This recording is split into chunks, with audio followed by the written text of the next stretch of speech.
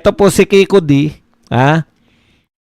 kasama po ng civil society na pinamumunuan po nito ni Kiko D at ang kanya pong grupo na Tindig Pilipinas ay formally retract the second impeachment, no?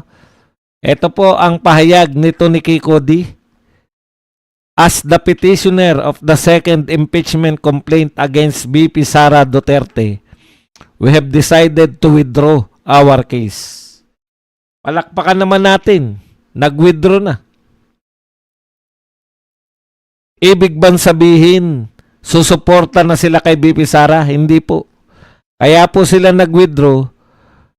Tuloy natin. And lend our full support behind the third impeachment complaint containing the same grave allegation and substantial evidence as ours.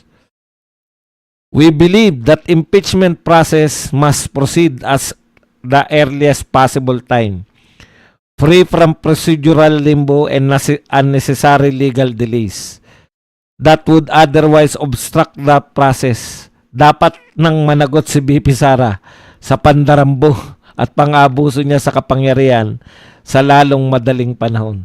Okay.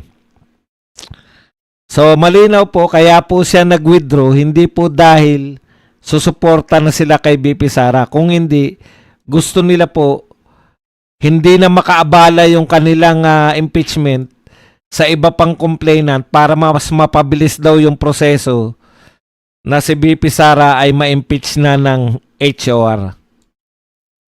Alam nyo, ngayon ko lang po narinig, no? Na kaya ka nagwi-withdraw para mapabilis yung proseso ng impeachment. In the first place, bakit kayo nagsampa pa ng impeachment? No? So, pinapatunayan lang ng anak ni Apo ni Cory na talagang ang sinampa nilang kaso ay pwede naman palang nilang hindi isampa. Ibig sabihin, kung talagang totoo sila, ibig sabihin po, yung pagsasampa po nila ng kaso, hindi po totoong kakaso-kaso.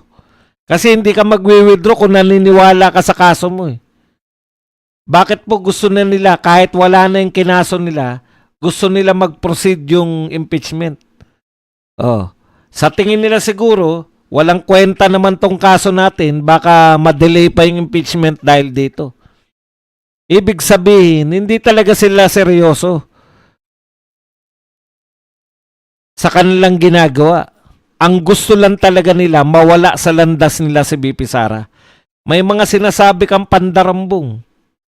Alam ng buong Pilipinas, Kiko D, Apo ni Cory, alam ng buong Pilipinas, nakakarampot itong binibintang ninyong pandarambong kay VP Sara kaysa sa pandarambong na naganap dyan sa flood control projects at kasalukuyang nagaganap pa sa iba't ibang proyekto ng pamahalaan.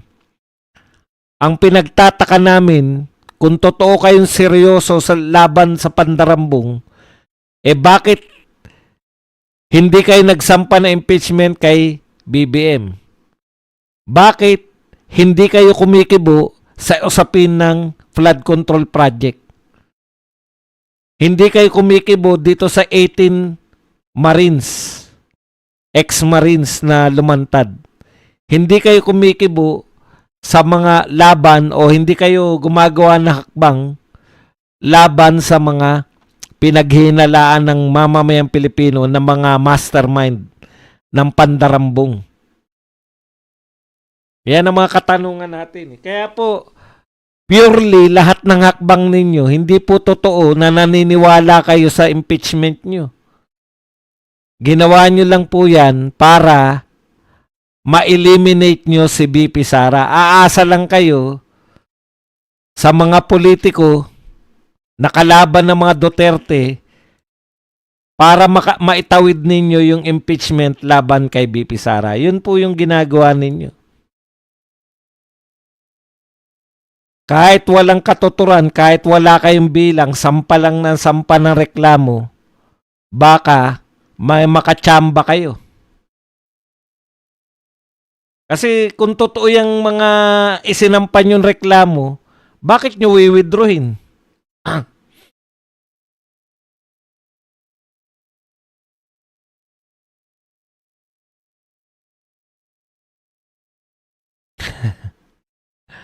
Punto ko lang, ginagawa po nilang laruan eh. Meron ba nakita kayo na seryoso na magwi-withdraw ng kanyang ikinaso kay BP Sara para daw mapabilis? Kalokohan po 'yun. Hindi sila seryoso talaga. 'Yun lang ang gusto nila, wag makatakbo si BP Sara.